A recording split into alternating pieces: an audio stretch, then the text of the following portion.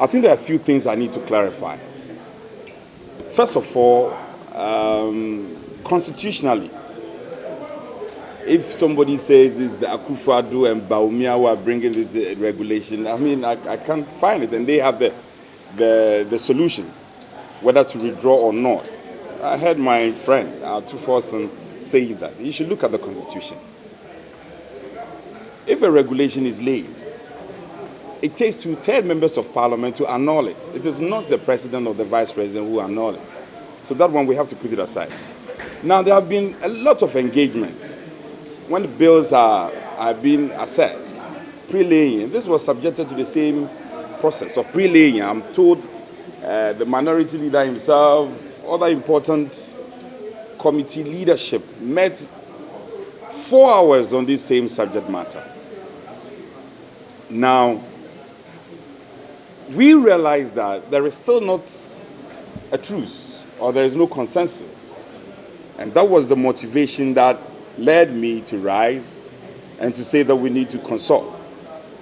Now, you see, I will urge all of you to take copies of the regulation and go through it. If you oversimplify this matter and say, oh, a kalabule, I mean, you have not been fair. Yes, they've listed some items which are consumables, very popular consumables that they want to regulate. Now, all economies all over the world, such consumables need to be regulated. But it's about how you frame your law and a piece of legislation. And thankfully, most of the things could be dealt with by the Parent Act. So that some of the things that have even been captured by the regulation, the Parent Act will be able to deal with it without us, splitting heads, and we'll have to import it in the regulation. So, ladies and gentlemen, I think that we should all be careful about the way we go in about a narrative on this matter. We have said, and I did in the records to show, that the leadership should engage further. And this is not the first time.